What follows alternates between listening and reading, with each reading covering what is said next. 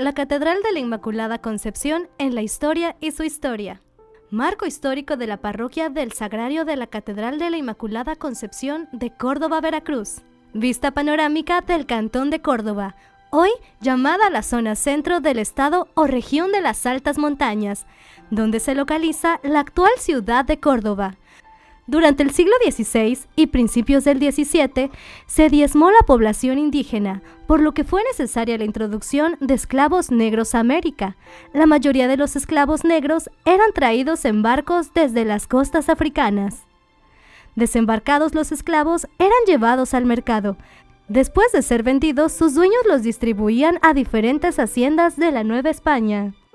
En el caso de los esclavos distribuidos en la zona centro del estado de Veracruz, se veían en la necesidad de escapar y refugiarse hacia las zonas selváticas, con las cuales estaban familiarizadas. Además, estaban alejadas de las ciudades, huyendo de los malos tratos de sus amos, lo cual generaba un ambiente de inseguridad e inestabilidad. En la región próxima a Córdoba se reportaban asaltos constantes por parte de los llamados negros y marrones, que se refugiaron muy próximos a uno de los caminos más importantes que conectaba a la Ciudad de México con el puerto de la Veracruz. Debido a la insurrección de los esclavos negros, el virrey don Diego Fernández de Córdoba y López de las Roselas, marqués de Guadalcázar, tuvo a bien por petición de los vecinos adinerados de Huatusco la creación de la villa llamada en su honor, Villa de Córdoba. El virrey don Diego Fernández de Córdoba liberó la licencia de fundación para la creación de la villa el día 29 de noviembre, a la cual otorgó como distintivo su escudo de armas. Sin embargo, que hasta el 27 de abril de 1618 que se realizó el trazo de la Villa de Córdoba, presentándose solamente 17 familias fundadoras. En la Nueva España fue necesario el establecimiento de un arzobispado, en 1 y 9 obispados, estando la Villa de Córdoba dentro del Obispado de Puebla. Desde su fundación, la Villarrica de Córdoba contó con su propio cabildo para resolver los asuntos que correspondían al territorio que lo conformaba. Lo que posteriormente se conoció como el Cantón de Córdoba dependía en asuntos eclesiásticos de Huatusco y a su vez de Tlaxcala. Con el paso del tiempo, Córdoba se adhirió al Obispado de Puebla directamente. La parroquia de la Purísima Concepción, como se denominó en un principio a la Catedral de la Inmaculada Concepción, tuvo dos construcciones anteriores a las que se conoce actualmente. De acuerdo con la información recopilada por el cura párroco, Dr. Joseph Antonio Rodríguez y Valero, se describen las siguientes etapas constructivas. El cura párroco Rodríguez y Valero menciona que la primera parroquia fue muy sencilla, posiblemente de madera y cubierta de paja, erigida en 1618, muy poco tiempo después de la fundación de la Villa de Córdoba. La segunda parroquia se logró levantar gracias a la denominación post-mortem del señor Benito Pérez y se edificó en 1621. La extensión de la planta correspondería desde la entrada principal hasta la mitad del templo actual. Para su construcción se pidió la licencia de la Sagrada Mitra del Obispado de Puebla de Los Ángeles. Esta parroquia fue edificada con cimientos de mampostería, es decir, con cal y canto a piedra de río. Lo concerniente al techo estuvo elaborado de madera recubierta de teja. Años después, entre 1648 y 1660, se realizó una ampliación a esta segunda parroquia, debido a que consideraban que el espacio de la iglesia era reducido y se continuó su fábrica con los mismos materiales.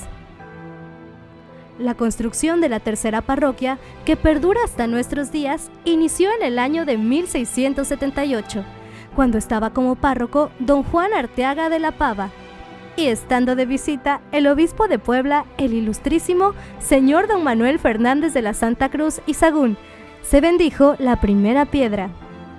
En el año 1755, estando como párroco el doctor Joseph Antonio Rodríguez y Valero, se mejoró la antigua sacristía, se construyó una antesacristía, el bautisterio y nuevas oficinas que se terminaron hasta sus bóvedas, el coro alto y una habitación para los músicos y cantores. Además, se construyeron dos capillas extramuros, una denominada la del Rosario y otra denominada por la población como de la Caridad. Para 1759, año en que finaliza la crónica de Rodríguez y Valero, queda pendiente la construcción de la torre del lado de la epístola, y la fachada principal dista mucho de la actual. La segunda intervención francesa en México se debió a los trabajos de la delegación mexicana conservadora, quienes estaban a favor de la instauración de una nueva monarquía en México, razón por la que se invitó al archiduque Fernando Maximiliano de Habsburgo para instalar una monarquía en el país y tomar el título de emperador de México, con la finalidad de destituir al gobierno liberal juarista.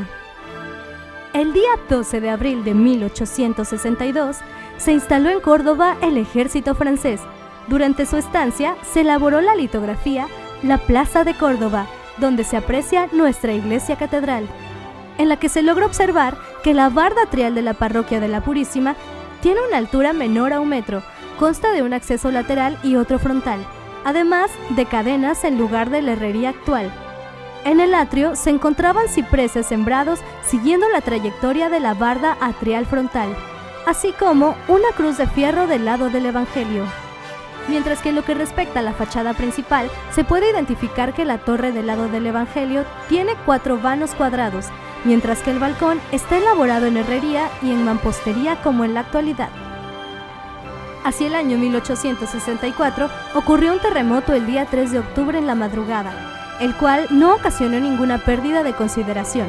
Sin embargo, el día 2 de enero de 1866 destruyó y afectó muchos edificios, entre ellos la parroquia que fue necesario mandar a cerrar temporalmente, y el 11 de octubre de ese mismo año iniciaron los trabajos de instauración de la Junta de la obra de la torre de la parroquia.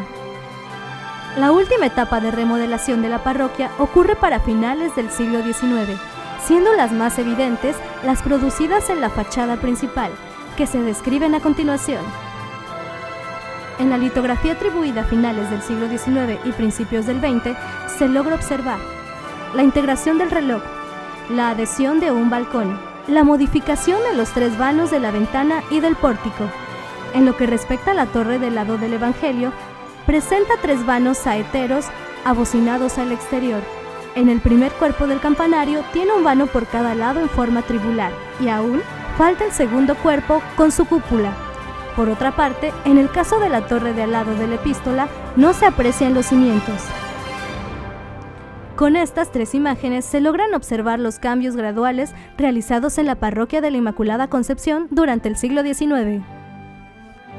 Para principios del siglo XX, con la introducción de la inversión extranjera y la segunda época de oro de las haciendas azucareras en la región, se continuaron las remodelaciones. Tanto los edificios y las calles de Córdoba como la parroquia, se observa que la torre del lado derecho o la epístola está totalmente terminada y la torre del lado del Evangelio le falta el segundo cuerpo del campanario y su cúpula. En esta vista se logra apreciar que el segundo cuerpo del campanario de la torre del Evangelio está terminado y se están llevando a cabo los trabajos en el área de la cúpula de la torre, completando así las 2 torres terminadas.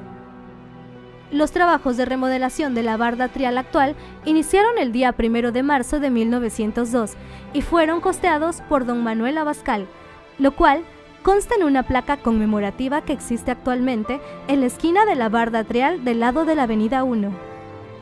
La construcción de la barda atrial continúa durante el año 1904, como puede observarse en una postal que Alfredo Ortiz envió a un familiar. De igual manera, se están realizando los trabajos de remodelación en el Palacio Municipal.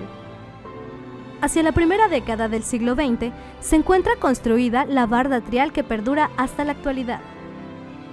Algunos de los trabajos que se registraron en el área del pórtico de la barda atrial datan de 1903, donde es evidente la colocación del andamiaje sobre esta sección. Asimismo, en la fachada principal es posible identificar algunos cambios en los antiguos vanos de las torres, así como en número, debido que para estas fechas ya se muestran solamente 2 óculos en cada una, y los vanos inferiores remodelados como vanos de puerta con sus escaleras de acceso. Para la década de 1930, se agregaron los remates a las columnas de la barda atrial y la herrería está terminada, mientras que al interior se agregó un pasillo que conecta desde el pórtico hasta la fachada principal y una banqueta paralela a la barda atrial. Hacia mediados de 1950, las torres solo presentaban 2 óculos cada una. Los vanos laterales de la fachada principal tienen un enrejado. Al centro, sobre el frontón, se observa una escultura de mármol blanco del Sagrado Corazón de Jesús. Evolución arquitectónica de las torres de catedral. En sus inicios fueron cuadradas con campanarios pertenecientes al estilo barroco. Hacia finales del siglo XIX y principios del siglo XX, cambió el estilo de los campanarios y su estructura. El segundo cuerpo del campanario siendo octagonal con detalles neoclásicos y neogóticos. La catedral tiene una planta arquitectónica de cruz latina, cuyo eje principal mide 30 metros de largo, alcanzando una altura de 16 metros aproximadamente. En la nave principal, mientras que alcanza los 20 metros en la cúpula o cimborio, decorada al exterior por mosaicos de Talavera. A partir del año 2000, por la bula papal, se erige la nueva diócesis de Córdoba con su iglesia catedral y su primer obispo, Monseñor Eduardo Patiño Leal.